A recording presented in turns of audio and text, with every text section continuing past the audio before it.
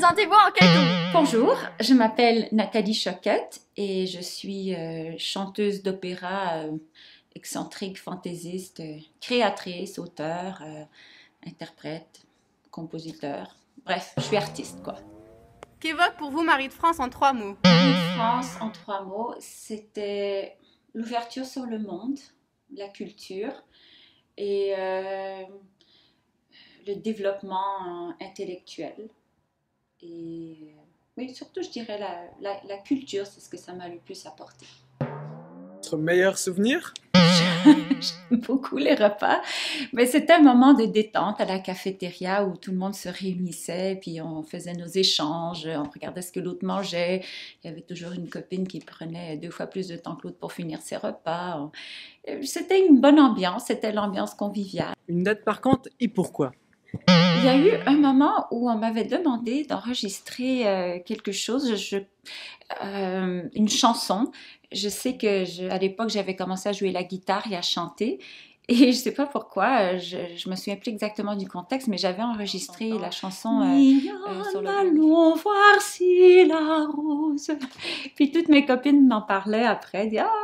Plus tard, quand j'ai commencé à faire carrière, elles disaient, tu te souviens, tu avais déjà commencé à chanter à Marie de France. Le cours que tu as aimé le plus? Oui. En vous disant que mon cours préféré, c'était la musique. J'ai eu la chance d'avoir Cynthia Dubois, qui est une grande animatrice de Radio-Canada. C'était mon professeur de musique.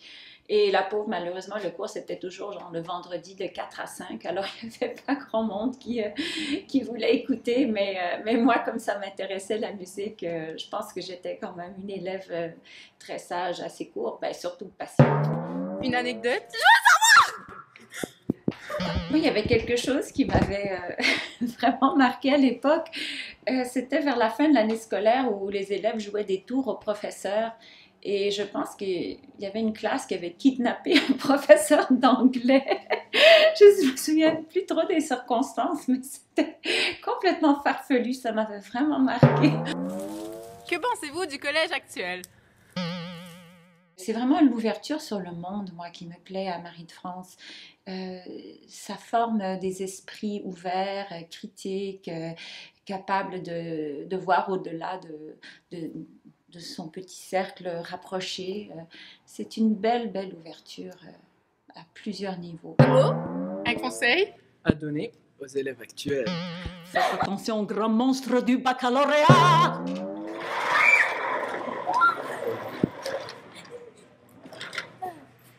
Votre réaction lorsqu'on vous a demandé d'être ambassadeur pour le 75e anniversaire de Marie de France?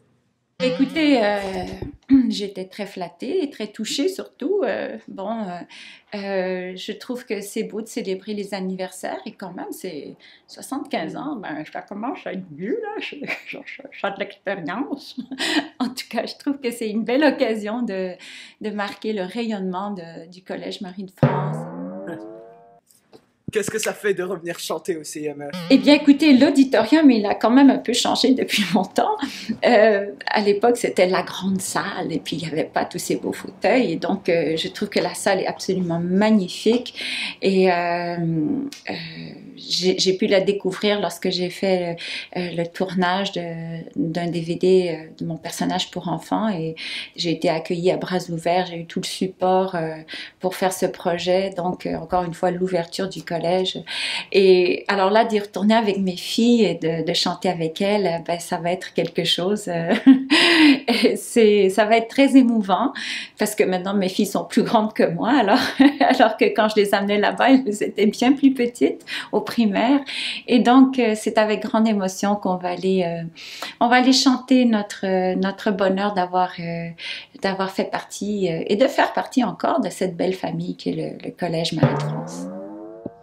Avez-vous un mot à ajouter? Joyeux